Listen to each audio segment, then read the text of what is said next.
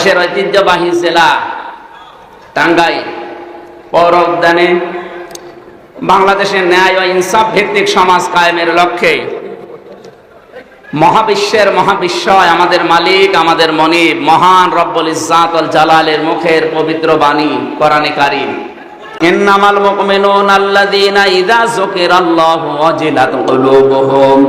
আল্লাহর ভাষায় তো তারাই মুমিন যে মানুষগুলো আল্লাহর নাম উচ্চারণ হলেই কেঁপে ওঠে তাদের অন্তর। ওয়া ইযা তুলিয়াত আলাইহিম আয়াতুহু যাদাতহুম ঈমানা। তাদের সামনে আল্লাহর নাম উচ্চারণ হলে, আল্লাহর কোরআনে কারীম তেলাওয়াত করলে, তাদেরকে কোরআন বোঝালে তাদের ঈমান যা আছে আরো বেড়ে যায়। এ কোরআন নবীজি আবু বকরের সামনে পড়েছিলেন, এ কোরআন নবীজি আবু সেহেলের সামনেও পড়েছিলেন। একজনের কোরআন শোনার পরে ঈমান বেড়ে গেছে, আর একজন কোরআন শোনার পরে শয়তানি বেড়ে গেছে। এখানে আবু বকরের মন নিয়ে যদি বসতে পারেন, আপনার ঈমান মাস্ট বি যাদাতহুম ঈমানা, আপনার ঈমান বাড়বেই। আর ঈমান যাদের বাড়ে তাদের কিছু চিহ্ন পাওয়া যায়, আলামত পাওয়া যায়। কি সেটা এবার শুনেন। ওয়াইদা সামিউ মা উনজিলা ইলার রাসূলি তারা আ'য়ুনাহুম তাফিদু মিনাদ দামি মিম্মা আরাফু মিনাল হক। সূরা মায়েদার 83 নম্বর আয়াতে আল্লাহ জানিয়েছেন, হে নবী, যখন আপনি তাদের সামনে কোরআনে কারীম শোনাবেন, যদি ওরা উপলব্ধি করতে পারে, বুঝতে পারে, দেখবেন মনের অজান্তেই কখন ওদের চোখ দিয়ে পানি পড়ছে। কোরআনের আলোচনায় সবার চোখে পানি আসবে না, ডিস্টার্ব যারা করছে ওদের গুনাহ হবে হোক। কিন্তু কোরআন শোনার পরে যদি আপনার যোগ্যতা থাকে বোঝার মতো, উপলব্ধি করার মতো, আপনি দেখবেন কখন আপনি কাঁদতেছেন টেরও পাননি, এমনি আপনার চোখ দিয়ে পানি গড়িয়ে পড়বে। রব্বুল আলামিন বলেন, ঈমান যদি আবু বকরের মতো মন নিয়ে শোনো, তোমার ঈমান বেড়ে যাবে। আর আবু সেহেলের মতো মন নিয়ে যদি শোনো, তোমার শয়তানি বাড়বে। ওয়াইদা তুতলা আলাইহিম আয়াতুনা বাজ্জিনাতিন তারিফু ফি ওয়ুজুহিল্লাযীনা কাফারুল মুনকার। সূরা হজের ভেতরে আল্লাহ জানিয়েছেন, হে নবী, যখন এগুলো তেলাওয়াত করে স্পষ্ট দলিল প্রমাণ দিয়ে বোঝাবেন, দেখবেন কাফেরেরা বোঝে তো না, আপনার দিকে তেড়িয়ে তেড়িয়ে মারতে আসবে। এতদিন যেটা হয়েছিল, মাইক পর্যন্ত আলেমদের কাছ থেকে কেড়ে নিয়েছে। কথা বলছেন না কেন? বহুবার এই টাঙ্গাইল সেই কুষ্টিয়া থেকে আসার চেষ্টা চালিয়েছি, আমারে আসতে দেয়নি। ওই ব্রিজ থেকে ঘুরিয়ে দিয়েছে, এলাঙ্গা থেকে ঘুরিয়ে দিয়েছে। কি দোষ? কোনো দোষ নেই, এমনি। কি কারণ? কোনো কারণ নেই, এমনি। ১৫০০ বছর আগে সূরা কলমের তাফসীর পড়তে গিয়ে বেশি ওই জামানায় নবীজির দাওয়াতে বাধা দিয়েছিল, নবীজিকে পাগল বলেছিল। 3টা কারণ পেয়েছি। প্রথম নাম্বার কারণ, নবীজি ওরা বাধা দিয়েছে, পাগল বলেছে, এমনি। কি কারণ? আরো জোরে বলেন। 15.5 বছরে আমাদেরও কোরআনে বাধা দিয়েছে, আমাদেরকে উল্টা পাল্টা নাম দিয়ে ডেকেছে। কি কারণ?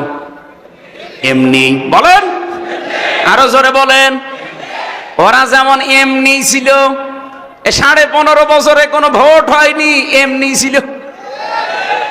কিভাবে ছিল? আরে ভাই, আমি নিজে তো প্রমাণ। আমার চাচা চেয়ারম্যান 3 বারের, আমার দাদা ছিল এর আগে, শুধু মার কাঁটা নিয়ে এসেছে, ঘুমিয়ে আছে, সকালে দেখছে এমনি। সকালে কি? এমনি। এ দেশটা এমনি বানিয়ে ফেলেছিল। আমি যেটা বোঝাতে চাই এখান থেকে, আবু বকরের মন নিয়ে শোনেন, আপনি মাস্ট বি, আপনি কিছু নিয়ে যেতে পারবেন। আবু সেহেলের মতো মন নিলে, হামজা না, নবীজি এসে ওয়াজ করলো, আপনার কাজ হবে না, শয়তানি বাড়তে থাকবে। 3 নম্বরে গুণ তাদের, ওয়ালা রাব্বিহিম ইয়াতাওয়াক্কালুন। কোরআন শোনার পরে এই মানুষগুলোর বিশ্বাস, এদের তবকা এত বেড়ে যায়, আল্লাহর প্রতি তারা ভরসাকারী হয়ে এখান থেকে যায়। এই তাফসীর মাহফিলের আয়োজন এই কারণে আমরা আজকে আমাদের ভরসাটা আল্লাহর উপরে এত দৃঢ় করতে চাই, প্রতিবেশী রাষ্ট্র দাদা বাবুরা না তামাম দুনিয়ায় এক হয়ে গেলেও আমাদের ইমানের সামনে ধোলার মতো উড়ে যাবে।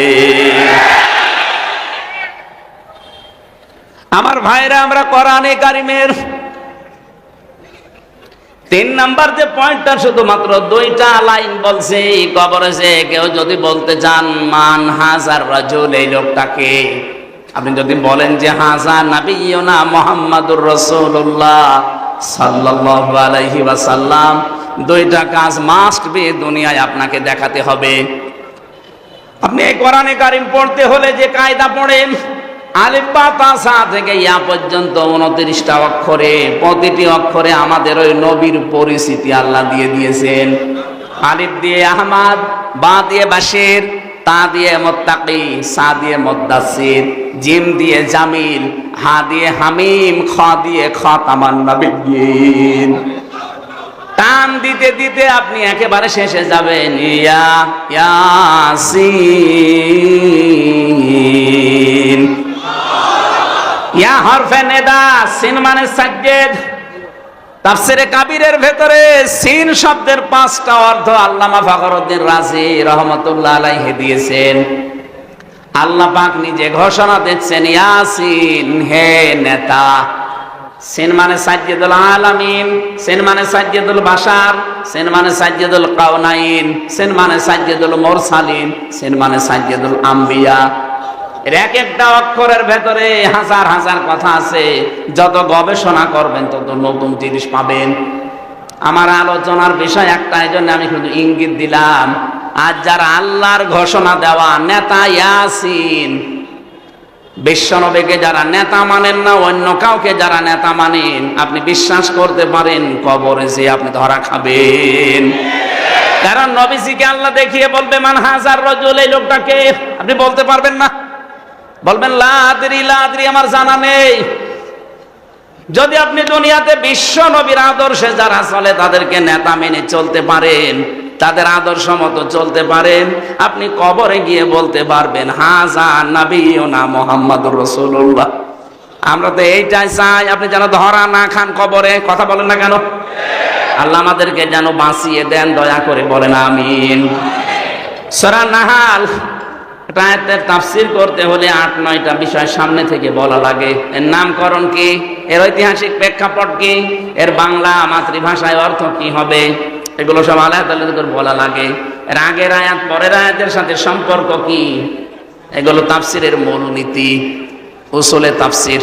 আমার যেহেতু এখন এশার পরে আবার সেই মধুপুরে যে ওঠা লাগবে, এই জন্য আমি খুব তাড়াতাড়ি করছি। সব বাদ দিয়ে আয়াতের ভেতরে প্রবেশ করলাম। আল্লাহ আমাদেরকে এবার একটা উদাহরণ দিচ্ছেন, উপমা দৃষ্টান্ত। অদরাবাল্লাহু মাসালান কারিয়াতান কানাত আমিনাতাম মুতমাইন্না। আল্লাহ একটা গ্রামের উদাহরণ দিলাম, যে গ্রামটা ছিল নিরাপদ এবং নিশ্চিন্ত। ওই গ্রামে কেউ বসবাস করলে ওখানে নিরাপদে থাকতে পারতো এবং নিশ্চিন্তে। তাফসিরে মুফাসসির দিয়েছেন ইবনে কাসিরে, এটা হচ্ছে মক্কা। এটা কি, আমি কেন বলছি বারবার এই কথাগুলো, এখান থেকে কিছু শিক্ষা নিয়ে আসবে। এবার আপনি 47-এর আগে দেশটার দিকে তাকান। যাই ছিলাম, আমি ইতিহাস পড়ে যা দেখেছি, আমরাও নিরাপদেই ছিলাম। কথা বলেন না কেন? এই দাদাদের চক্রান্তে ওই সময়ে দেশটা, ওনাদের থেকে পাকিস্তান আর আমরা 2টা ভাগ হয়ে গেলাম। এরপরে দেখেন এই যে 71 সালে ষড়যন্ত্র করে আমরা যেন দুর্বল হয়ে থাকি, এই কারণে পাকিস্তান থেকে আমাদেরকে ওরা আলাদা করে দিয়েছে। ওনারা পাকিস্তান থেকে আমাদেরকে আলাদা করে দিয়েছে, এই জন্য নাকি সারা জীবনের ওনারা আমাদের বন্ধু। ওনারা কি বলেন না কেন? পাকিস্তান থেকে মাত্র একটা ভাগ আমরা বের হয়ে গেছি, এই জন্য যারা করে দিল এই কাজ, আমাদেরকে যারা আলাদা করে দিল পাকিস্তান থেকে, তারা যদি আমাদের বন্ধু হয়।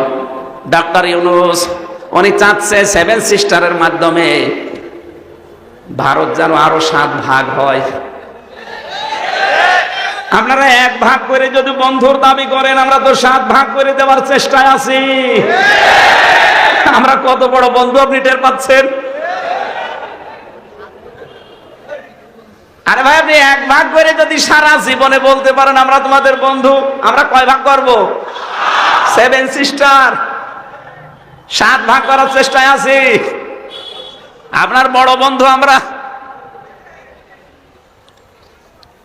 এখান থেকে আল্লাহ বলেন ইয়াতিহা রিজকুহা রাগাদাম মিন কুল্লি মাকান।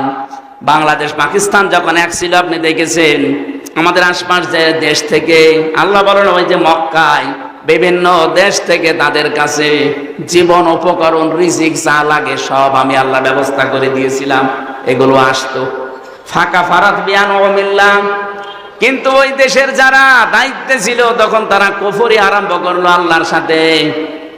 এই কুফরের ভেতরে কয়েকটা বিষয়। 1 নম্বরে তারা আল্লাহর বিধান এবং আল্লাহর পাঠানো সব চাইতে বড় নিয়ামতের ভেতরে 2 নাম্বার নিয়ামত নবীজি। আল্লাহর 1 নাম্বার বড় নিয়ামত কোরআন। নাম কি? 2 নাম্বার বড় নিয়ামত নবীজি। লাকাদ মান্নাল্লাহু আলাল মুমিনিন। তোমাদের প্রতি আল্লাহর সবচাইতে বড় দয়ার ভেতরে অন্যতম, তিনি তোমাদের ভেতরে একজন নবী পাঠিয়েছেন।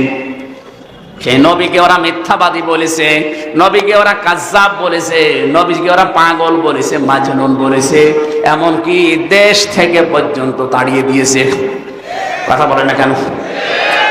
আল্লাহ রাব্বুল আলামিন বলেন এরকম কিছু কারণ দেখার পর আমার নিয়ামতের শুকরিয়া আদায় না করে আমার নিয়ামতের সাথে যখন ওরা বিদ্রোহ করেছে, আমার এত বড় নিয়ামতকে দেশে থাকতে দেয়নি, তাড়িয়ে দিয়েছে।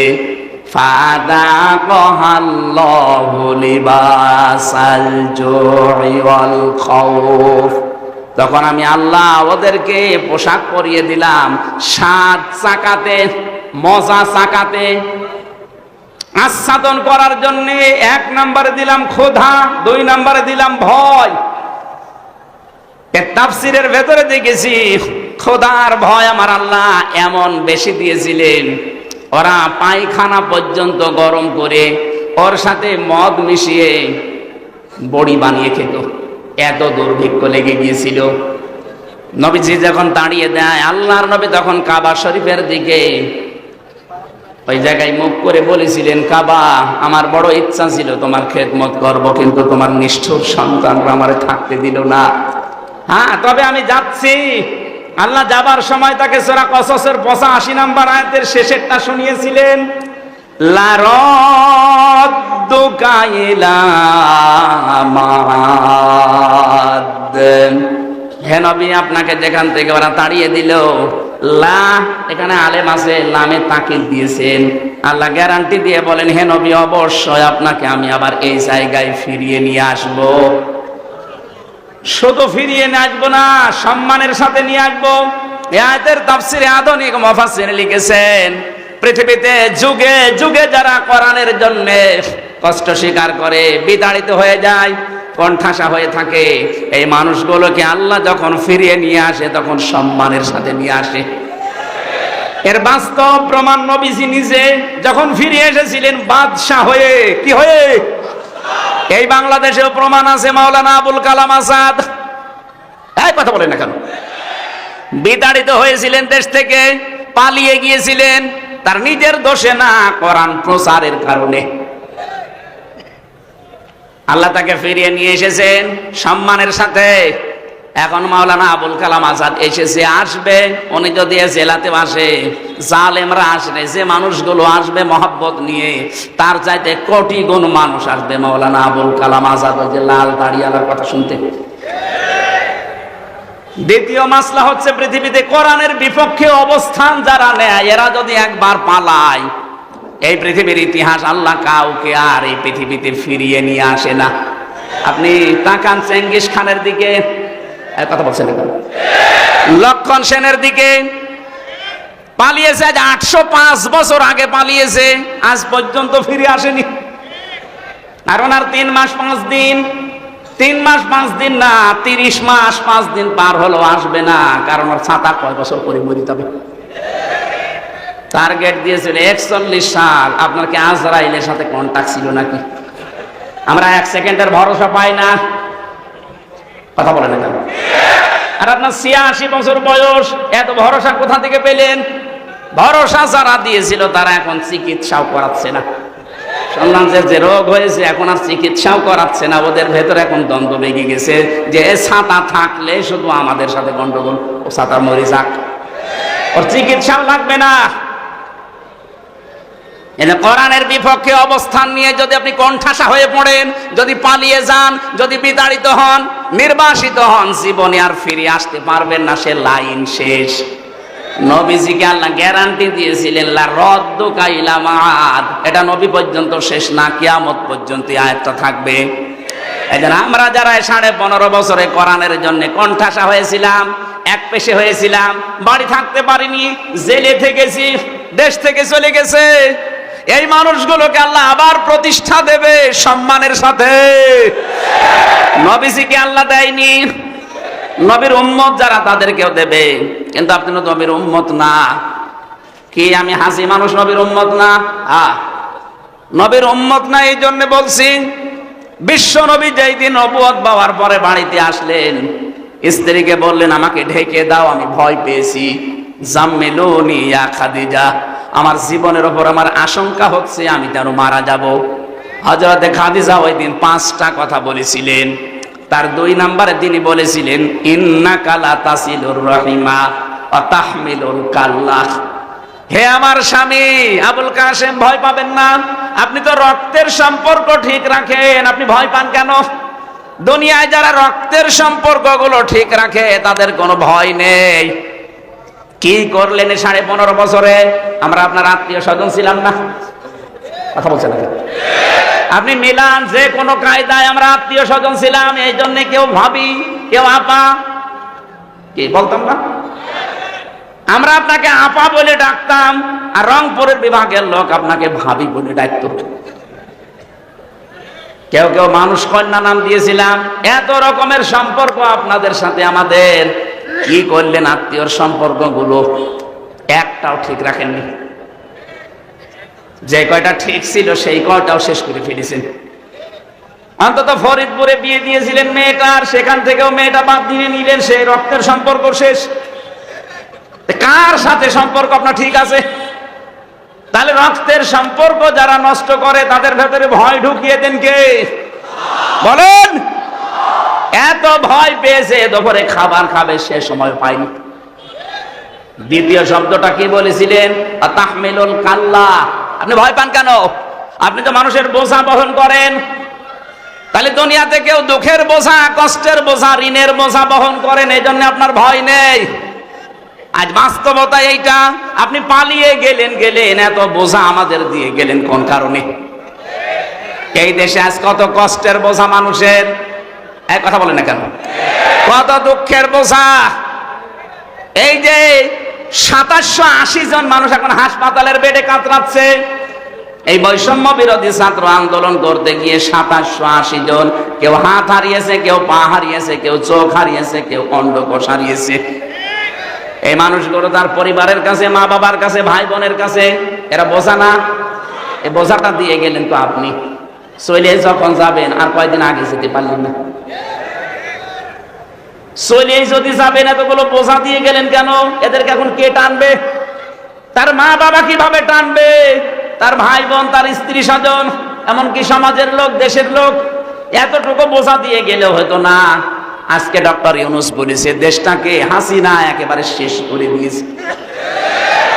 এত ঋণের বোঝা আপনি দিয়ে গেলেন। এই দেশে এখন কেউ জন্ম নিলেই তার মাথার উপরে 1 লাখ টাকা ঋণ। নবীজি বলেন তার স্ত্রী তাকে সান্ত্বনা দিচ্ছে, আপনি ভয় পাবেন না, আপনি মানুষের বোঝা বহন করেন, আর আপনি আরো বোঝা চাপিয়ে দিলেন। তাহলে মানুষের বোঝা যারা হালকা করে না, বহন করে না, আরো বোঝা চাপিয়ে দেয়। নবীর উম্মত নয়, বাবলি করতে পারে না নবীর উম্মতের বাইরে। এই জন্য নবীর উম্মত যদি কষ্ট স্বীকার করে কোরআনের জন্য, তাদেরকে আল্লাহ প্রতিষ্ঠা দেবে, হয় দুনিয়া, যদি না দেয় আখিরাতে। আর যারা কণ্ঠাসা হচ্ছেন আজ জুলুমের কারণে, তাদের ফিরে আসার রাস্তা বন্ধ। আপনার ইতিহাসের দিকে, বাপদাদার দিকে তাকান, একটাও ফিরে আসেনি। চেঙ্গিস খান তাহলে ফিরে আসতো, হিটলার ফিরে আসতো, লক্ষণ সেন ফিরে আসতো, ওরা যখন আসে না আপনারাও আসবেন না, আর আপনারা না আসলে আমরা খুশি। আমরা চাই অন্তত হজ তো করেছেন হাজী সাহেব, আল্লাহ বিল্লাহ করে বাকি জীবন কাটান, তাও কিয়ামতের ময়দানে হয়তো হাসির কাতারে দাঁড়াতে পারবেন। আর যা আরম্ভ করেছেন হাসির কাতারে না, শেষ পর্যন্ত দেখা যাবে আবু জেহেলের কাতারে দাঁড়িয়ে আছে। আল্লাহ রাব্বুল আলামিন বলেন, তারা আমার নিয়ামত গুলো পাওয়ার পরে যখন নবীকে পর্যন্ত দেশে থাকতে দেয়নি, আর 15.5 বছরে আল্লাহর নিয়ামত গুলোর সাথে কি করলেন? নবী এখন নেই, নবীর ওয়ারিস আছে আলেম। কথা বলেন না কেন? আপনি, আমি তো নিজে সাক্ষী। আমি ছোট হই খাটো হয়, আমার নামের আগে তো একটু আলেম লেখা আছে। আমার মাজার উপরে দড়ি লাগিয়ে, আমার পায়ের সাথে ডান্ডা বেড়ি দিয়ে, তবে একটা না দুই পায়ে দিয়ে আবার এই মাজার সাথে আবার আরেকবার আটকিয়ে দেয়, পেছনে হাত হ্যান্ডকাপ দিয়ে বেঁধে মনে হচ্ছে গরু টেনে নিয়ে যাচ্ছে। এটা তো আমার উপর গেল, বাকি আলেমদের অবস্থা তো আরা খারাপ করেছিলেন। মাওলানা মামুনুল হক কি করেছেন, তার হুইল চেয়ারে করে নিয়ে যাওয়ার একটা ব্যাপার। 3টা বছর লোকটা আমার পাশে ছিল। আমি সত্যি করে বলছি, লোকটা ভালো মানুষ আমার দৃষ্টিতে, কারণ 3 বছর এক ঘরে আমি দেখেছি লোকটার ঈমান, লোকটার আমলের ভার কত। আমি একটা যুবক মানুষ, আমিও তো হাফেজ, 1-1.5 পারা পড়লে আমার পায়ে ব্যথা করে, অথচ ওনার বয়স 50, আমার বয়স 33। আমার এখন 33 আর ওনার মনে হয় 53। ওই সময় 52 ছিল, এখন আর 1 বছর হয়ে গেছে। ওনার 53, আমার 33, আমার ভাইতে 20 বছরের বড়, অথচ এক রাকাতে লোকটা প্রায় 1.5 পারা 2 পারা 3 পারা করে পড়তো। লোকটার ইমানের তুলনায় আমলও ভালো, লোকটা আসলে ব্যবহার আচারও ভালো, কারণ বাবা ভালো। তো কি করেছিলেন তার সাথে রিমান্ডে, সব বলতো যে হামজা বাইরে থাকে ভাবতাম কি আমরা নিজেরা কাদা ছোড়াছড়ি করি, আরে ভেতরে এসে কি দেখছি আলেমরা সব এক জায়গায় রেখে দিয়েছে। এবার যদি জীবনে বাইরে যেতে পারিও সব বাদ, সব আমরা আগে এক হব।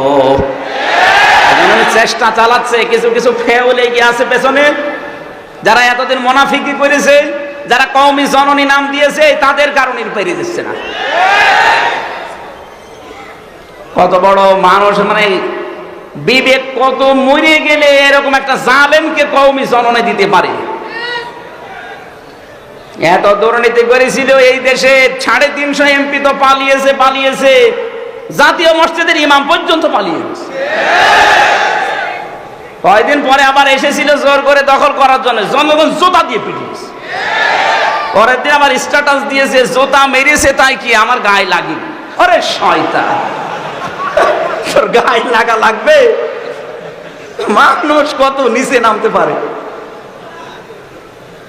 ওই জামানায় নবীর সাথে বিয়াদবি করেছিল, এই জন্য আল্লাহ 2টা পোশাক পরিয়েছে, একটা ভয়ের আর একটা ক্ষুধার। এই জামানায় যারা আল্লাহর নবীর ওয়ারিসদের সাথে খারাপ ব্যবহার করলেন, মাওলানা জসিমউদ্দিন রহমানী সাহেবকে জঙ্গি মামলা দিয়ে 10, 11 বছর 12 বছর পর্যন্ত বিনা কারণে আপনি আটকিয়ে রাখলেন। এই লোকটাকে এত কষ্ট দিয়েছে, আমি অনেক 20 দিন দেখা করেছি তার সাথে, এত কষ্ট দিয়েছে, এক ব্লকে 24 ঘন্টা 5 বছর কারোর সাথে কথা বলতে দেয়। আন্দাজে এক তকমা পেয়েছে জঙ্গি। কিসের জঙ্গি? সবচাইতে বড় জঙ্গি তো তারা যারা মানুষ হত্যার সাথে জড়িত। এই গণহত্যা এখন প্রমাণ হচ্ছে, সবচাইতে বড় জঙ্গি তারা, এর সাথে যারা জড়িত ছিল। এটা বিশ্বে প্রচার করা দরকার যে এরা আসল জঙ্গি। এরা এতদিন এইটা কাজে লাগিয়ে দেশের হাজারো মানুষকে গুম করেছে, খুন করেছে, আয়না ঘরে রেখেছে। আয়না ঘরে আমারও প্রথমে নিয়ে গিয়েছিল 10 দিন, আমি দেখেছি ওখানে মানুষ কত কষ্ট করে। কারো আওয়াজ শুনতাম, কেউ 8 বছর, কেউ 10 বছর, কেউ 14 বছর পড়ে আছে, দুনিয়ায় কেউ জানে না। এত বড় বড় নখ হয়ে গেছে, এত বড় বড় নখ, চুল দাড়ি গোপ মনে হচ্ছে জঙ্গল থেকে বেরিয়ে আসতেছে। এত বড় বড় নখ দিয়ে এই দেওয়ালের সাথে খুশিয়ে লিখে রাখতো ভাঙা অক্ষরে, যে ভাই যদি বাইরে কেউ যেতে পারেন এই নাম্বারে একটু জানাবেন যে আমি বেশি আছি। 1.5 মিনিট 2 মিনিট সময় দেয় টয়লেট করার জন্য, 1.5 মিনিট। পচা ছোলা দিয়ে যেত কয়েকটা সকালবেলা, আর দুপুর বেলা 1 মুঠ ভাত দিত, মনে হচ্ছে কেউ মাখিয়ে দিয়েছে। এত বড় জুলুম করে এখন আবার ওখান থেকে বসে বসে মোবাইলে কথা বলে যে আমি কি করেছি যে আমার পালিয়ে চলে আসার, এগুলো কি করেছেন আপনি বোঝেন না? হ্যাঁ, আপনি এখন কি করবেন? আপনি যা করেছেন যদি 100 বার ফাঁসি দেওয়া হয় তাও 10 বার বাকি থাকবে। কি করেছে, কে করেছেন এটার সাক্ষী তো আমি নিজে, এটার সাক্ষী মাওলানা মামুনুল হক, এটার সাক্ষী ছিল আর একজন আল্লামা দেলাওয়ার হোসেন সাঈদী, তাকে তো মেরেই ফেলেছে। লোকটার কত আশা ছিল, কত আশা ছিল, আমার সাথে দেখা হয়েছিল ভেতরে একদিন, কত আশা ছিল লোকটার যে বের হবে কোরআনের ময়দানে আবার কথা বলবে, মিথ্যা কথা বলে তার বের করে নিয়ে ইনজেকশন দিয়ে মেরে ফেলবে। আপনি খনি যে কয়জন ছিল দায়িত্বে ওদেরকে যদি ওই ডিম দেওয়া যায় ঠিক বলে ফেলবে, ডিম দেওয়াও লাগবে না। আমার মাঝে মাঝে ডিম নিয়ে এসে বলতো হুজুর এই যে এইটা কি, আবার ওই যে বড় বড় অস্ত্র নিয়ে এসে বলছে এইটা যে আমরা নখ তুলি রিমান্ডে থাকাকালে। ওদেরকে এগুলো একটু দেখানোর দরকার যে বল কেন ইনজেকশন দিলি, কার হুকুমে দিলি, আমার মনে হয় সব বলে ফেলবে। আর এখন আবার মিথ্যা কথা, এই জালেমদের পক্ষে এখনো সাফাই গায় অনেকে যে কি করেছে, ওনার পালিয়ে চলে যাওয়া লাগলো, কি করেছে আপনি টের পাচ্ছেন না। আপনার বাপ যদি 14 বছর থাকতো আপনি টের পেতেন। 900-র উপরে বেডিয়ার এখনো পর্যন্ত জেল খাটতেছে বিনা কারণে, কিচ্ছু জানে না। যারা মাস্টার মাইন্ড তারা তো ঠিক পালিয়ে গেছে, অথচ 900-র উপরে মানুষ। আমার সাথে দেখা হয়েছিল পঞ্চগড়ের এক মুরব্বী, এই ছেলে আছে এখন, তাহাজ্জুদ পড়তে ওঠার সময় দেখতাম একটা দীর্ঘ শ্বাস দিত, আর 1 মাস পরে লোকটা রিটায়ার্ড হয়ে যাবে, সারা জীবন দেশের জন্য সব দিয়ে গেল, অথচ 14 বছর জেলে আছে। রাতের বেলা তাহাজ্জুদের সময় দেখতাম একটা আওয়াজ দিত, আমার মনে হয় এটা আরো সে ধাক্কা খেয়েছে। জালেম এমনি পড়েছে, কত মানুষের বরদোয়া লিখে আছে আপনি জানেন? আমার ছোট মেয়েটার পর্যন্ত বরদোয়া লিখে আছে, পিজন ভ্যানের সাথে ও ঝুলেছিল, আমরা ওইটা দেখেননি? শয়তান পর্যন্ত মন হয় কেটে ফেলিস, আর ওই শয়তানদের মন নরমই হয় না। মামলা দিয়েছে, জামিন পাওয়া আমার যদি অধিকার থাকে, অধিকার আছে না, আমার জামিন হবে না। লাল কালি দিয়ে রেখেছে মাওলানা মামুনুল হক, আমির হামজা, এদের হবে না, কিয়ামত হয়ে গেলেও হবে না। এত বড় বড় জুলুম করেছে আর এখনো জালেমদের পক্ষে সাফাই গান। আপনি মানুষ, আপনি জানোয়ার। ওরা নবীদের বিরুদ্ধে অবস্থান নিয়ে ওদেরকে আল্লাহ পোশাক পরিয়েছিলেন, খোদার পোশাক, ভয়ের পোশাক। আল্লাহ এই জামানায় নবীর ওয়ারিসদেরকে অত্যাচার করার কারণে খোদার পোশাক আর ভয়ের পোশাক, বারবার দুর্ভিক্ষের ভয় দেখাতো। বিমা কানু ইয়াসনাউন, কারণ তারা যে কাজ করেছিল এই কাজের জন্য আল্লাহ শাস্তি দিয়েছে। ফাতিলকা বুয়ুতুহুম খাবিয়াতাম বিমা সালামু। আল্লাহ পাক বলেন এই সেই ঘর, খাবিয়াতান আমি উজাড় করে দিয়েছি, পরিত্যক্ত বানিয়ে দিয়েছি, জনশূন্য করে দিয়েছি, সার শূন্য করে ফেলেছি, বিমা সালামু, তাদের জুলুমের কারণে। এই আয়াতটা 1500 বছর আগে নাজিল হওয়া, অথচ 2024 সালের 5 আগস্টে মনে হচ্ছে বিকাল 5টায় আল্লাহ আর একবার নাজিল করেছে। আপনি তাকান সারা বাংলাদেশের দিকে, 630টা থানা আছে কম বেশি এদেশের, যেখানে যেখানে জালেমদের ঘর ছিল ওই জায়গাগুলো আল্লাহ উজাড় গৃহ বানিয়ে দিয়েছে। আমার কুষ্টিয়ার হানিফ সাহেবের বাড়ি, এটা সাহেব বলা ঠিক না, হানিফের বাড়ি, কি এনো সাহেব বলা ঠিক না, কারণ সাহেব হওয়ার যোগ্যতা তারা হারিয়ে ফেলেছে। পরে ইনো বলা যায়, না হলে নুনু বলা যায়, কারণ এখন মানুষ আর ইনো বলে ডাকে না, বলে নুনু। সেদিন আদালতে তুলতে সময় দেখলাম একজনকে পচা ডিম মেরেছে, বলছে নুনুর গায়ে মারলাম। বলবে তো যে ইনুর গায়ে না, বলছে নুনুর গায়ে মারলাম। তার মানে নামও পাল্টিয়ে গেছে, এখন আর কেউ ইনো বলেও ডাকে না, সাহেব তো দূরের কথা, নাম পাল্টিয়ে দিয়েছে নুনু। এই জন্য হানিফের বাড়ি আপনি দেখবেন উজাড় গৃহ বানিয়ে দিয়েছে আল্লাহ, এখন জাতীয় টয়লেট। অথচ 5 তারিখের আগে কত দাপট ছিল ওই বাড়িটার, ওখান থেকে জুলুমের কত ষড়যন্ত্র হতো। কুষ্টিয়ায় কাকে কাকে ধরিয়ে দেবেন, কাকে মিথ্যা মামলা দিয়ে মিথ্যা সাক্ষী দিয়ে জীবন নষ্ট করবেন, ওই ঘরে পরিকল্পনা হতো। হ্যাঁ, কথা বলেন না কেন? শুধু কি ওই জায়গায়, সারা বাংলাদেশের 64 জেলার 630টা থানা কম বেশি সব জায়গায় জালেমদের ঘরে একই আলোচনা, যে সকালে কারে দুর্বল করা যায়, কারে ধরিয়ে দেওয়া যায়, কারে মিথ্যা মামলা দিয়ে মিথ্যা সাক্ষী দিয়ে ওরে নষ্ট করে ফেলা যায়। কিচ্ছু জানে না, একজন ঘুমিয়ে আছে ঘরে, হঠাৎ চোখ খুলে দেখছে থানা হাজতে। কি গো? ঘুমের ঘরে উঠে জিজ্ঞাসা করছে, ভাই আমি কোথায়? হাজতে। কেন? গাছ কেটেছিস? কখন? স্বপ্নে। এইটা চলছিল কিনা বলেন তো? আর ওরা সকালবেলা বুড়ে বলাইতো আমরা ন্যায় বিচার কায়েম করছি। এই ন্যায় বিচারের নমুনা। একটা লোক কিচ্ছু জানে না, গাছ কাটা কি, গাড়িতে আগুন লাগানো কি, ও জীবনে কোনোদিন দেখেও নি, অথচ সেই মামলায় ও জেল খাটতেছে 5 বছর। আর বানানোর সাক্ষীগুলো তো সব আগে থেকে রেডি করা। আমারে বলছে আপনার নামে 50টা মামলা হবে।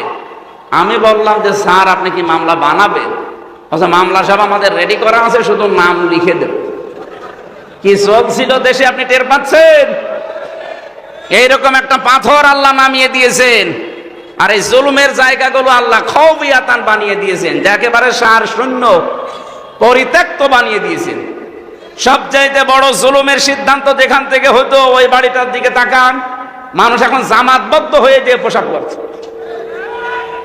গত 3 দিন আগে পত্রিকায় দেখলাম 8-9 জন একসাথে গিয়েছে, বিভিন্ন দিকে মুখ করে আল্লাহ রাস্তায় পোশাক পরছে।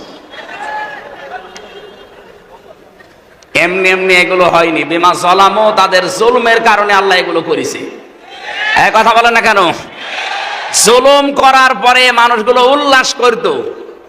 যারা জুলুম করে উল্লাস করে, হাসি দেয়, আল্লাহ বলেন হে নবী ওদের হাসতে দেন, কিছুদিন পরে দেখবেন ওরা কাঁদবে। আপনাদের টাঙ্গাইলের কৃতি সন্তান নাম বলতো, শাপলা চত্বর পরিষ্কার করার পরে উনি আবার কি কথা বলেন না কেন? এখন কাঁদতেছি। এদের আবার বলে সাক্ষী লাগবে। সাক্ষী তো সে নিজেই, তার ভিডিও নেই। এখন রাত 12টার পরে 2টার ভেতরে পুরা শাপলা চত্বর সাফ করা হয়ে গেছে, কথা যে বলতে পারে, তার আবার মার্ডারের জন্য সাক্ষী লাগবে কোন কারণে? এরকম মানুষ টাঙ্গাইলে জন্ম নেওয়া ঠিক হয়নি, কারণ এখানে মাওলানা ভাসানীর জন্ম। এই কথা বলেন না কেন? উনি বলেছিল যখন এই জাতি বুঝবে যে ভারত আমাদের শত্রু, তখন এই জাতি তোমরা বুঝবা যে আমরা একটা ঠিক পথে আছি। তারা বিচক্ষণ ছিল, আর আমরা এমন বিচক্ষণ যে স্বামী স্ত্রীর সম্পর্ক বানিয়ে দিয়েছেন। ভালো কথা, স্বামী স্ত্রীর সম্পর্ক আপনারা বানিয়েছেন, আমরা মেনে নিলাম। যান, স্বামীর কাছে স্ত্রী আছে, সাথে শালি গেছে। আমরা চাই এখন আপনি স্বামী আর স্ত্রী 2 জন মিলে পকেট মারবেন, শালি আর এই মেয়ে মিলে। বউ আর শালি মিলে স্বামীর পকেট মারলে কোনো অসুবিধা নেই, কারণ স্বামী যদি দিতে না চায় পকেট মারা যায়। 3 মাস গেছেন, পকেট মারেন, যত টাকা পয়সা পাঠাবেন আমাদের দেশে আমাদের ঋণ মুক্ত হবে। জামাইয়ের কাছ থেকে যদি কিছু নাই পায়, ও সাঁতার জামাই দরকার কি? কথা বলে কেন? এমনিতে তো কিছু দেয় না, তারপরে পকেট মারা টাকাগুলো দিলে অন্তত আমরা ঋণ মুক্ত হতাম। যা করে গেছে, প্রতিবেশীর নামে যা করছেন, পৃথিবীর ইতিহাস হয়ে থাকবে। আপনাদের ঈমান নেই আমরা জানি, কিন্তু বিবেক তো আছে, একটু বিবেকটা কাজে লাগান। এই বাংলাদেশে আজ পর্যন্ত কোন মন্দির ভেঙে মসজিদ বানানো হয়েছে কোন রেকর্ড নেই, অথচ ভারতের বুকে কতগুলো মসজিদ ভেঙে মন্দির অলরেডি বানানো শুরু হয়ে গেছে। এই আপনার প্রতিবেশীর আচরণ, কি জবাব দেবেন আপনি তামাম দুনিয়ার মানুষের কাছে?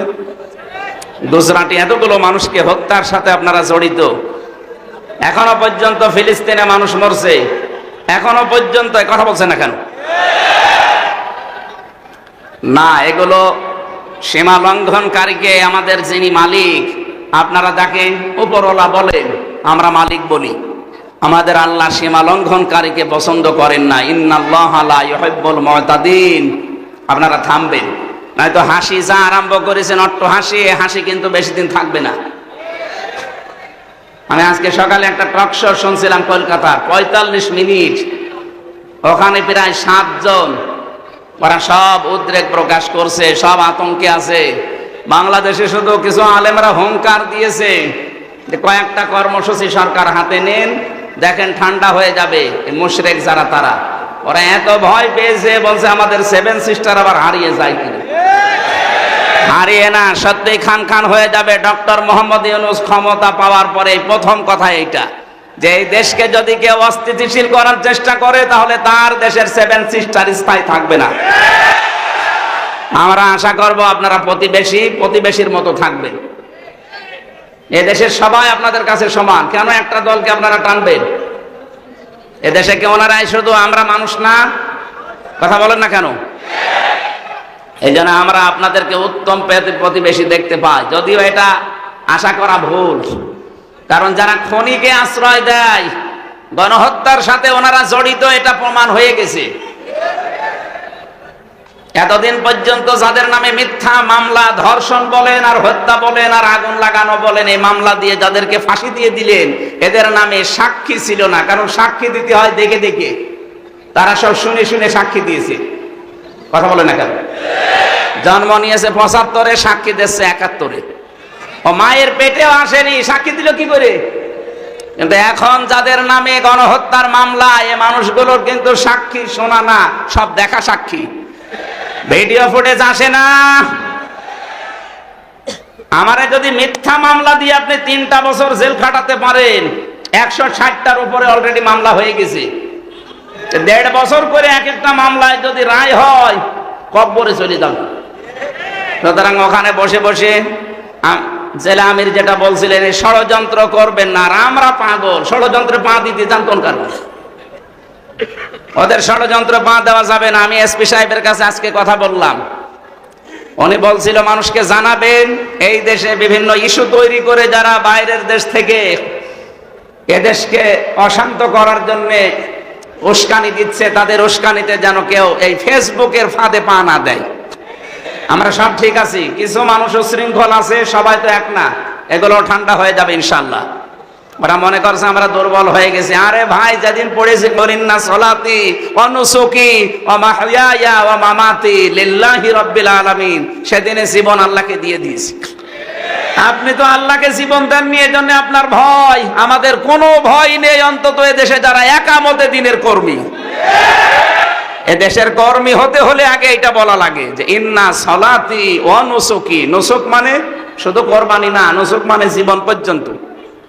এখানে 3টা অর্থ পাওয়া যায়। নুসুক মানে হজের ক্রিয়াকলাপ, নুসুক মানে ইবাদত বন্দেগী, নুসুক মানে ত্যাগ তিতিক্ষা। কোরবানি ইবাদত বন্দেগী আমরা যা করব সব আল্লাহকে অলরেডি দিয়ে দিয়েছি। সুতরাং এই জীবনটা এখন আমাদের কাছে আমানত। এখন বোনাস লাইফে আছি। কারণ 16 সালে হজ করার সময় দেখলাম আমাদেরকে যিনি দায়িত্বে আছে বলছিলেন, নিজের পোশাক খুলে আপনারা সাদা পোশাক পরেছেন, এটা শুধু ইহরামের কাপড় না, এটা কাফনের কাপড়। মারা যাওয়ার পরে মানুষকে কাফনের কাপড় পরানো হয়, আর আমরা নিজেরা জিন্দা অবস্থায় নিজেদেরকে কাফনের কাপড় পরিয়ে প্রস্তুত করে ফেলেছি যে আল্লাহ লাব্বাইক, আমি হাজির আছি। সুতরাং আমরা যারা সত্যি ইন্না সলাতি ওয়া নুসুকি পড়ে ফেলেছি, তাদের জীবন অলরেডি আল্লাহকে আমরা আমানত দিয়ে দিয়েছি। এ দেশের 1 ইঞ্চি মাটি রক্ষা করার জন্য, ঈমান আর আমল যদি রক্ষা করার জন্য আবার ডাক আসে, কোনদিন পিছপা পাবেন না, সামনে পাবেন ইনশাআল্লাহ। কিসের 3 বছর, কিসের 14 বছর? এদেশে যদি কিয়ামত পর্যন্ত জেলে থাকা লাগে, ফাঁসি হয়, তারপরও প্রতিবেশীর এরকম আচরণ মেনে নেওয়া হবে না ইনশাআল্লাহ। ওরা পারে না পাকিস্তানের সাথে, পারে না চীনের সাথে, পারে না মায়ানমারের সাথে, পারে না নেপালের সাথে। আমাদের নরম পেয়েছে, ওখানে মার খায় আর আমাদের উপরে প্রতিশোধ নেয়। যেখানে যেখানে মার খায় দেখেছেন, পাকিস্তানের বর্ডারে মার খায়, চীনের বর্ডারে মার খায়। আর এই মার খাওয়া দৃশ্যগুলো ওরা সিনেমা মানায় বলিউডে। আল্লু অর্জুন, রামচরণ, প্রভাস, মনে করছেন হুজুর কিছু জানেন, সব খবর আমার কাছে আছে। এদেরকে দিয়ে সিনেমা বানিয়ে ওইটা হিট করায় সারা বিশ্বে, ওই টাকা দিয়ে মুসলমান ধ্বংস করার জন্য ব্যবহার। আমরা চাই ভারতের কোন চ্যানেল যেন বাংলাদেশে আর না চলে। ওদের কোন সিনেমা, নাটক, থিয়েটার আমাদের দরকার নেই। আমাদের সিনেমা তৈরি হবে ইরানের মতো, যেখানে শিক্ষা পাওয়া যায়। এক কথা বলেন না কেন? সিনেমা বানিয়েছে। মায়ের খেয়ে খেয়ে ওইটা দিয়ে সিনেমা বানায় আর আমাদের দেখায়, ওই টাকা নিয়ে আবার আমাদের ওপরে বর্ডারে ঝুলিয়ে রাখে ফেলানির লাশ। এক কথা বলেন না কেন? এই জন্য শেরে বাংলা একে ফজলুল হক এখন ঘরে ঘরে তৈরি হয়ে গেছে। মাওলানা ভাসানী এখন এদেশের ঘরে ঘরে আছে। অধ্যাপক গোলাম আজম ভাষা সৈনিক এদেশে এখন ঘরে ঘরে তৈরি হয়ে গেছে। সুতরাং উল্টা পাল্টা ভাবার আর সময় নেই। ওদের যদি এতই ক্ষমতা থাকতো তো পালাইতো না। আন্দাজে উস্কানিতে পা দিয়ে নিজের পেছনে লাল করবেন না। একবার একটু করেছিল, আর্মিতে এমন পিটানো পিটিয়েছে, ওই 3 দিনে শুনলাম গোপালগঞ্জ থেকে ঢাকা যদি কেউ বাসে আসে, দাঁড়িয়ে আসলে 1000, বসে আসলে 300। বসবেন কি করে? পেছনে তো উল্টা পাল্টা হয়ে গেছে। এই জন্য এরকম উস্কানিতে আর কেউ পা দেবেন না। দেয় যদি ওনার আপনজন যারা আছে তারা দিক। কথা বলেন না কেন? কোরআনে কারীম আমরা যারা শুনতে এসেছি, এই জল খাওয়াতাম বিমা জলামু দিয়ে আল্লাহ আমাদেরকে জানিয়েছেন, ওদের জুলমের কারণে যদি ওদের বাড়ি ঘর পরিত্যক্ত করে দিতে পারি, ইন্না ফি যালিকা লা আয়াতান, এখানে লামে তাকিদ। আলেম যারা আছে জিজ্ঞাসা করেন, আল্লাহ বলেন ইন্না ফি যালিকা লা আয়াতাল লিকাওমিন ইয়ালামুন, অবশ্যই এর ভেতরে শিক্ষা আছে। এই যে জালেমদের যে অবস্থা করেছি, কোন মানুষ যদি আবার জুলুম করে, লিকাওমিন ইয়ালামুন, যারা জ্ঞানী সম্প্রদায় তাদের জন্য এখানে শিক্ষা হচ্ছে এই, ওরা 15.5 বছরে একেবারে মাটি থেকে শুরু করে আসমান পর্যন্ত পুরা শিকড় ওরা সব জায়গায় গেঁথে ফেলেছিল। পিয়ন থেকে শুরু করে একেবারে উনি পর্যন্ত পুরাটাই ওনাদের সাজানো। এত বড় শিকড় গাড়ার পরও কিন্তু টিকতে পারে নাই। তাদের বাড়ি ঘর পর্যন্ত আল্লাহ খাওয়াতান বানিয়ে দিয়েছে, ওজাড় গৃহ, পরিত্যক্ত। শয়তানও এখন যেতে ভয় পায়। এখান থেকে আমাদের শিক্ষা নেওয়া দরকার। ওরা যদি এত কিছু শিকড় তৈরি করার পরে 15 বছর একাধারে অবৈধ থাকার পরও টিকতে না পারে, জুলুম করার কারণে ওদের বাড়ি ঘর যদি উজাড় গৃহ হয়ে যায়, জনশূন্য আল্লাহ বানিয়ে দিতে পারে। আগামীতে যারা চেয়ারে বসবেন, এরা যদি আবার জুলুম শুরু করেন, আপনাদের বাড়ি ঘর আল্লাহ কিন্তু উজাড় গৃহ বানিয়ে দেবে। আমি আশা করে বোঝাতে পেরেছি। এরপরও যদি কেউ না বোঝার ভান করে থাকেন, এদিকে আসেন। আমরা চাই আগামীতে যারা যাবে তারা যেন জুলুম না করে, কারণ এটা একটা ঘৃণিত কাজ। আমার আজকের তেলাওয়াতকৃত আয়াতে এগুলো সামনে আসবে ইনশাআল্লাহ। একটা গ্রামের উদাহরণ আল্লাহ এখানে আমাদেরকে শুনিয়েছেন কিছু শিক্ষা দিতে। আমি আয়াতটা মিলিয়ে দেখলাম বাংলাদেশের সাথে অলরেডি খাপের খাপ, মমতাজের বাপ মিলে যাচ্ছে। আমরা ওইভাবে কথা বলবো, তাফসীর আকারে লিখে দিয়েছেন তাফসীরুল কোরআন মাহফিল ইনশাআল্লাহ। কোরআনে কারীম আজ পর্যন্ত যারা শুনতে এসেছে নাজিল হওয়ার পরে কিয়ামত পর্যন্ত যারা শুনবে, এই মানবতা 3 শ্রেণীতে বিভক্ত। 1 নম্বরে কোরআন শুনলেই বাধা দিত, এরা কাফের। এরা কি? এই 15.5 বছরে কোরআনের কথা শুনলেই বাধা দিত এমন মানুষ পাওয়া যায়নি। হয়তো সরাসরি বলে নাই যে হবে না, কিন্তু 14 জায়গায় অনুমতি নেওয়া লাগবে, এই সিস্টেম করেছিল। বিষয় একই, যাতে মাতাল হলো তাহলে ঠিক ছিল। একটা ছেলে শুধু ফুল ছেড়ে গাছে, পাশের বাগানের মালিকের ছেলে এসে বলছে, চাচা আপনার এই ছেলে আমাদের বাগানের ফুল ছেড়ে বারবার, আপনি কিছু বলেন না কেন? চাচা বলছে ওই ছেলেটার একটু মাথা খারাপ, এই কারণে ছেড়ে। ভাতিজা বলছে, চাচা ওর মাথা খারাপ, পাশেই তো আপনার বাগান, ও বাগানের ফুল তো ছেড়ে না। চাচা বলছে ওর মাথা খারাপ, তবে অত খারাপ না।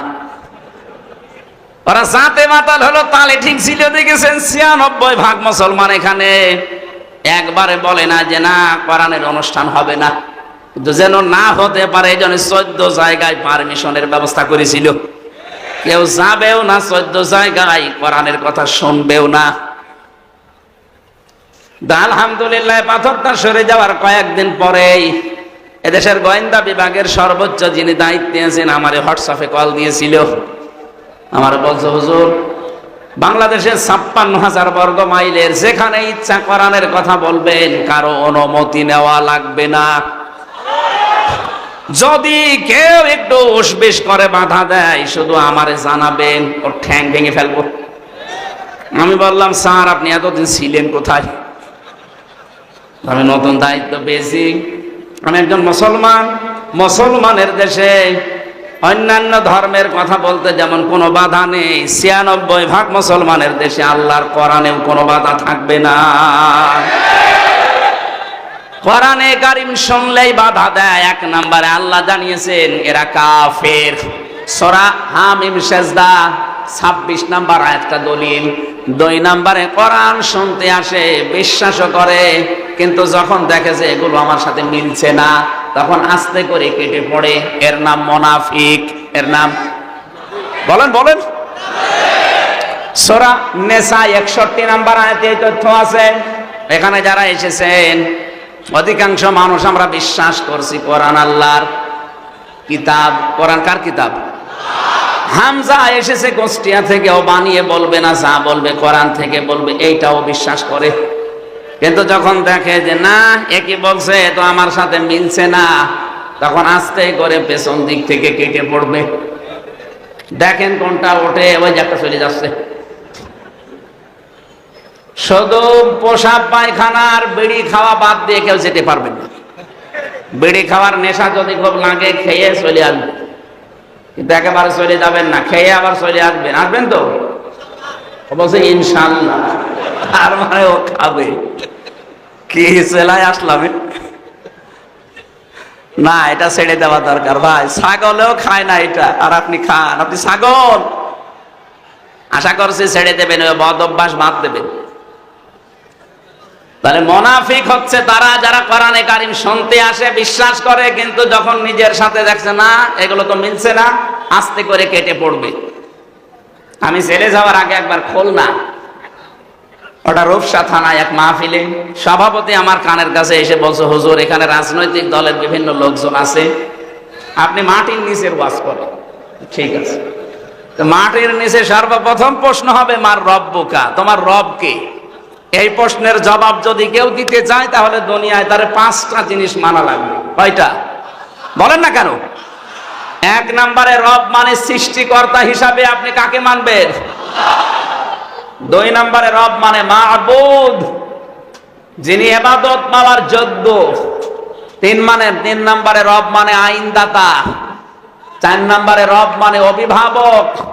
5 নম্বরে রব মানে পথ প্রদর্শক। শুধু বানিয়েই শেষ করে দেয়নি, পথ দেখিয়েছে। এই 5টা বিষয় যারা আল্লাহকে মেনে নিতে পারবে দুনিয়ায়, তারা কবরে যেয়ে বলতে পারবে রব্বি আল্লাহ। একটা একটা করে যে ব্যাখ্যা দিয়েছি, সৃষ্টিকর্তা, মাহবুদ, আইনদাতা। আল্লাহর আইনে দেশে চলে তো বলছো হুজুর মাটির নিচের বস দরকার নেই, উপরে বস করো। উপরে কি হবে তাহলে? আফা গায়রা দীনিল্লাহি ইয়াবগুন ওয়ালাহু আসলামা মান ফিস সামাওয়াতি ওয়াল আরদ তাওআ ওয়া কারহা ওয়া ইলাইহি ইরজাউন। তোমাদের কি হয়েছে? কোন দিকে দৌড়াচ্ছ?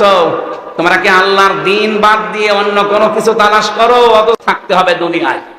এই 5টা বিষয় যদি দুনিয়ায় মানতে পারেন, আপনি কবরে যেয়ে বলতে পারবেন দীনুল ইসলাম। এবার আমারে বলছো হুজুর এসব দরকার নেই, আপনি পরিবার নিয়ে বলেন।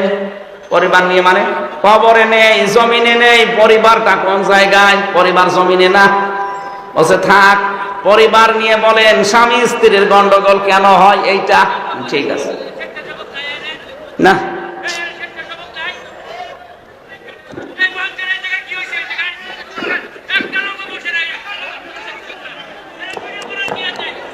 ডিস্টার্ব হয়ে গেল এদের কারণে। একটা গুরুত্বপূর্ণ বিষয় বলছিলাম, এটা এই জন্য এই মাঠের ময়দানের এগুলো আমার আসতে মনে পড়ে না। সেমিনার হলে একটু ভালো হয়। একটা বিষয় এত কষ্ট করে যদি বুঝিয়ে ও না বোঝে,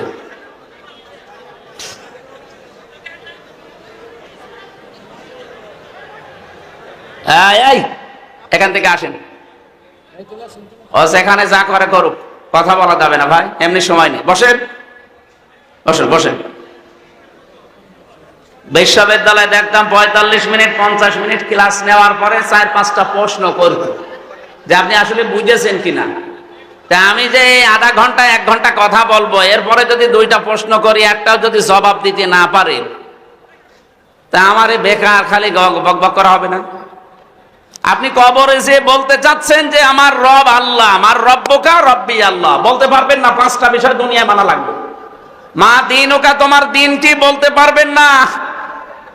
আমি লাইভ দেখছিলাম, মনে হয় কি ডক্টর রফিকুল ইসলাম চলে গেছে, উনি মনে হয় এই পয়েন্টটা বলেছিলেন যে খালি জোব্বা গায়ে দিয়ে পাগড়ি মাথায় দিয়ে বুজুর্গর নাম করো, অথচ পৃথিবীতে কত অন্যায় হচ্ছে প্রতিবাদ করাকে দুনিয়ার কাজ মনে করো। দাঁত খুলে ফেলবে আল্লাহ। বন্টামি করার জায়গা পাও না, তোমার ইমানই তো নেই। ইমানের যে ক্যাটাগরি গুলো বলছিলেন না, জালিকা আদাফুল ঈমান, তার ইমানের সর্বনিম্ন পর্যায়ে যে মনে মনে ঘৃণা করে, ঘৃণা তো করেই না, আরো জালেমদের সাপোর্ট দিস। আবার বলে যে আমি বুজুর্গ, আমি হক্কানি, বিশাল জব্বা ওনার মতো গায়ে দিয়ে মনে হচ্ছে যে কি আসমান থেকে পালিয়ে এসেছে। আপনি মা দিনুল ইসলাম যদি বলতে চান, অবশ্যই আপনাকে 5টা বিষয় দুনিয়ায় দেখাতে হবে যে আমি মানি। আপনার আনুগত্য নেই, আপনার ইখলাস নেই, আপনার আকীদার বিশুদ্ধতা নেই, উন্নত চরিত্র তো বালাই নেই, লেনদেন স্বচ্ছ নেই, কিভাবে বলবেন দিনুল ইসলাম? 3 নাম্বারটা তো আরো কঠিন। মান হাজার রাজুল, এই লোকটা কে ছিল? আপনি যদি বলতে চান হাজা নাবিয়্যুনা মুহাম্মাদুর রাসূলুল্লাহ, 2টা বিষয় মাস্ট বি আপনাকে মানায় লাগবে। আমি সামনে যদি যাই, সামনে দেখছি উনি আমার এইটা বলার উদ্দেশ্য হচ্ছে আমি যেন কোনো পারিবারিক জীবন, সামাজিক জীবন, রাজনৈতিক জীবন, অর্থনৈতিক জীবন এগুলো যেন না বলে ওই সাংসারিক জীবনে যা আছে স্বামী স্ত্রীর ঠোকামুখি ওইটা বলে শেষ করি। ঠিক আছে, স্বামী স্ত্রীর গন্ডগোল কেন হয়? সূরা নিসার 34 নম্বর আয়াত পড়লাম যে এই কারণে গন্ডগোল হয়, আর এটা মেটানোর পদ্ধতি এই মনাজাত করে বাড়ি গেলাম, যাওয়ার পরে ওনার বাড়িতে খাবার দেখি এ ছাপা কথা বলছে না, মুখ গোমরা করে আছে। কি চাচা, কি হয়েছে? বলছে হুজুর আমার বোর সাথে যে আমার গন্ডগোল আপনি জানলেন কি করে? জানবো কি করে? না, আপনাকে হয়তো কেউ বলে দিয়েছে। আজকে আমার যা যা হয়েছে আপনি তাই তাই বললেন। আজকে আমার বোর সাথে আমার হাতাহাতি হয়েছে, আপনি তাই বললেন। আমি আরে আমারে কেউ তো বলে দেয়নি, আমার একজন বলেছে। কে? 1500 বছর আগে এই কোরআনে আল্লাহ জানিয়েছে যে স্ত্রীর সাথে কেন গন্ডগোল হয়। তা আপনি আমারে নিয়ে যেয়ে লাগাবেন কোথায়? যদি মুসলমানিতে লাগান, আমি ওই জায়গায়ও বের করবো যে মুসলমান কেমন করে হওয়া লাগে। কথা বলছে না কেন? আমাদের জাতির পিতা ইব্রাহিম আলাইহিস সালাম, উনি মুসলমান না হিন্দু? আমরা অনেকে মনে করি মুসলমান মানে কেটে ফেলা, না। জেলে যাওয়ার পরে এই যে পাশের জেলা আপনাদের গাজীপুর পাশে না, কাশিমপুরে ছিলাম আমি 3 বছর। ওখানে যিনি ছিলেন দেবদুলাল, এই লোকটা যখনই জেলখানায় আসতো এই জেলার একেবারে সবাই চিল্লিয়ে বলতো ফুল হাতা আসতেছে। ফুল হাতা মানে মুসলমানই দেয়নি। আমরা যারা আছি আমরা কি হাফ হাতা, আমরা কি? আর উনি ওই দিন বুঝেছিলাম যে আল্লাহ হাফ হাতা কি আর ফুল হাতা কি। এই লোকটা ফুল হাতা হোক, আমরা মনে করছি আমরা হাফ হাতা হয়ে গেছি, আমরা মুসলমান না। মুসলমান হওয়ার জন্য সর্বপ্রথম আপনাকে আত্মসমর্পণকারী হওয়া লাগবে। আমাদের জাতির পিতা যেটা করেছিলেন, বালা আসলামতু লিরাব্বিল আলামিন। এই জন্য কোরআনে কারিম আমার ওই বিষয়, আমার একটা আলাদা বিষয় আছে, আমি এদিকে যাচ্ছি। কোরআন যারা শুনতে আসে বিশ্বাস করে, কিন্তু ওই সভাপতির মতো যে দেখেছে না এটা তো আমার বিরুদ্ধে যাচ্ছে, তখন আস্তে করে কেটে পড়ে। এটা মুনাফিক। এটা কি? 3 নম্বরে কোরআন শুনতে এসেছে এবং শুনতেছে এবং কিয়ামত পর্যন্ত শুনবে তারা আল্লাহর ভাষায় যারা মুমিন। কার ভাষায়?